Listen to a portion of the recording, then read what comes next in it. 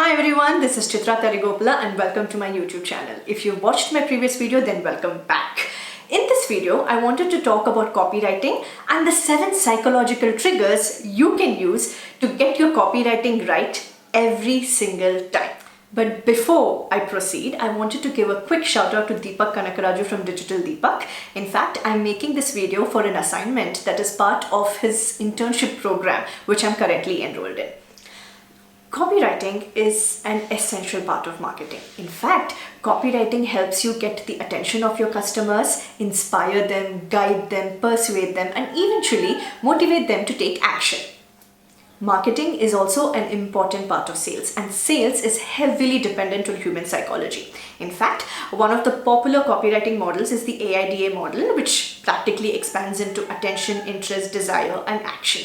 So it's important to get these 7 psychological triggers right. Let's go over what they are.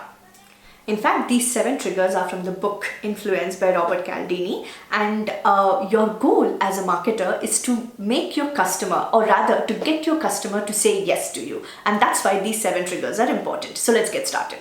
So the very first psychological trigger is social proof. Now, social proof is nothing but a reassurance that someone has already tried the product that you're considering to purchase. For example, let's take a look at Amazon.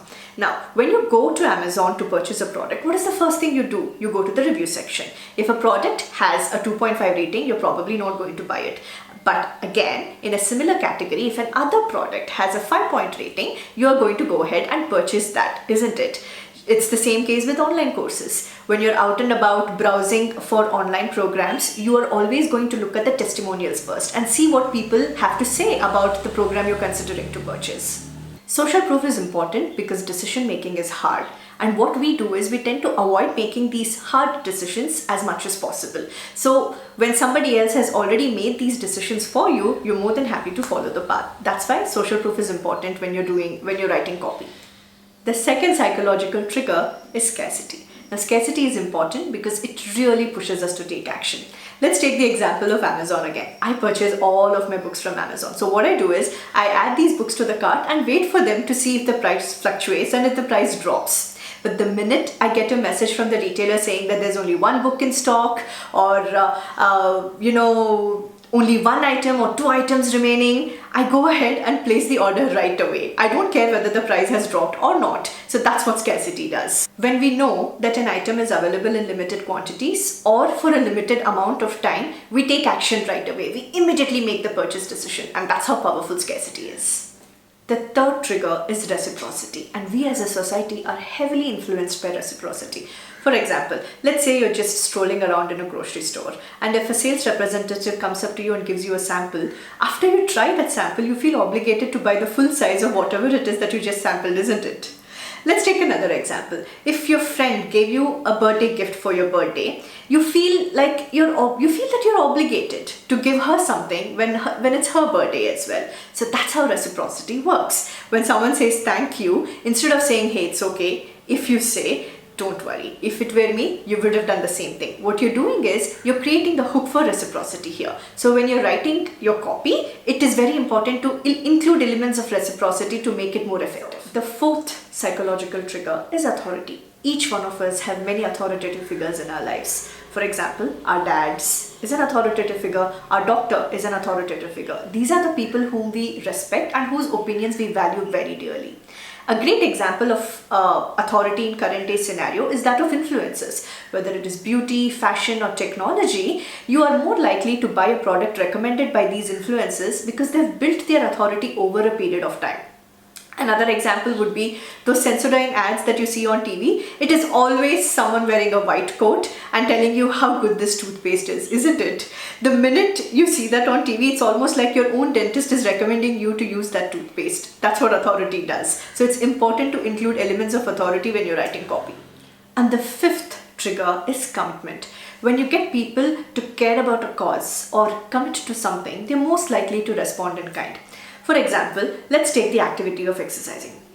If you were to wake up in the morning and exercise at your home, you're probably not going to be committed enough to do that.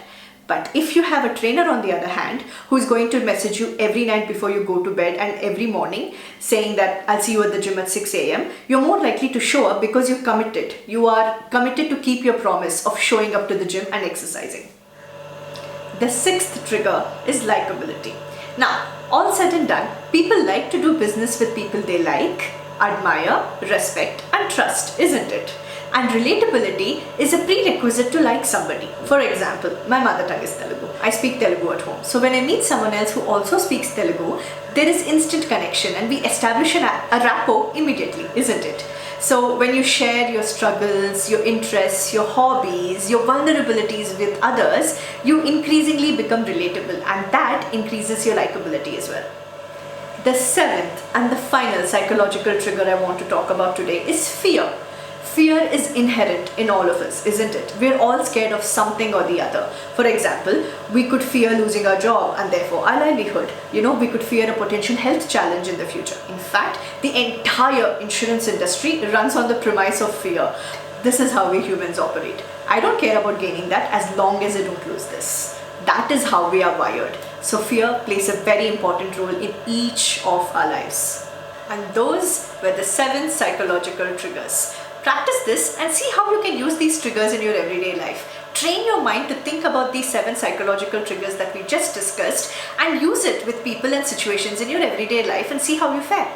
Now, before I conclude this video and let you all go, I quickly wanted to give you some more book recommendations if you want to learn the psychology aspect of copywriting a little better. The first and foremost, no surprise here, is Influence by Robert Cialdini. This book is incredible. It's a must read if you want to understand psychology. And the next one, Deepak also mentioned this during our session.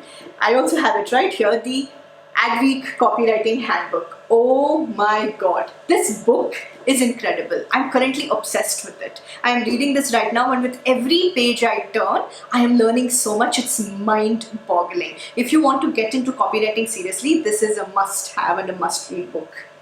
And the next one, if you watch my previous video on this channel, I have mentioned it in that video as well. Predictably, Irrational by Ariely. Again, another incredible book on psychology and how we make decisions. And the next one is Buyology by Lindstrom. This is again another favorite. I thoroughly enjoyed reading this book. And fun fact, did you guys know how rum and coke became the popular drink it is today? To find out, read this and see the role Coca-Cola played in making rum and coke what it is today. And the next one is Neuromarketing. Again, another great book. How your brain operates, how your neurons fire out, everything. Neuromarketing is a great one. And last but final, Positioning. This book is a must read. Ries and Trout wrote this some 30 years ago, and it is so surprising to see that every single principle and concept discussed in this book is relevant even today. Read it, guys. It's going to be incredible. That's it. I hope you all enjoyed this video. Thank you so much for taking the time, tuning in, and watching what I had to share. Bye-bye.